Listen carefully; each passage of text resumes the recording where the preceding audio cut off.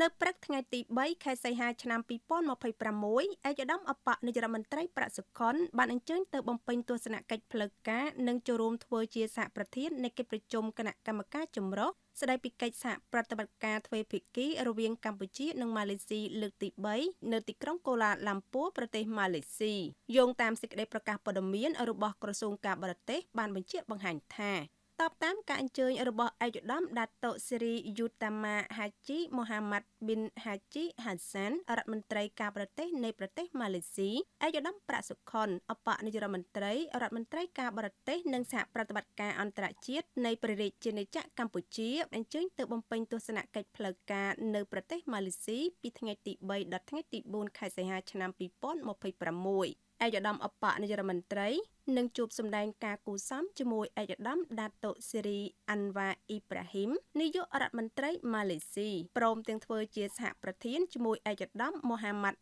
ហាសានក្នុងកិច្ចប្រជុំគណៈកម្មការចម្រុះស្ដីពីកិច្ចសហប្រតិបត្តិការទ្វេភាគីរវាងកម្ពុជាម៉ាឡេស៊ីលើកទី3កិច្ចប្រជុំគណៈកម្មការចម្រុះលើកទី3នឹងពិនិត្យគ្រប់ជ្រុងជ្រោយលើវឌ្ឍនភាពដែលសម្រេចបានក្នុងការអនុវត្តកំណត់ហេតុនៃកិច្ចប្រជុំគណៈកម្មការចម្រុះលើកទី2និងកិច្ចព្រមព្រៀងនានាដែលបានឯកភាពនាពេលកន្លងមកកិច្ចប្រជុំនេះនឹងដាក់ចេញនូវវិធានការជាក់លាក់បន្ថែមដើម្បីជំរុញកិច្ចសហប្រតិបត្តិការឲ្យកាន់តែស៊ីជម្រៅនិងទូលំទូលាយថែមទៀតលើវិស័យជាច្រើនដែលនឹងផ្ដល់នូវសន្ទុះបន្ថែមថ្មីដល់ទំនាក់ទំនងដ៏រឹងមាំនិងពហុវិស័យរវាងកម្ពុជានិងម៉ាឡេស៊ីដំណើរទស្សនកិច្ចរបស់ឯកឧត្តមអបនាយករដ្ឋមន្ត្រី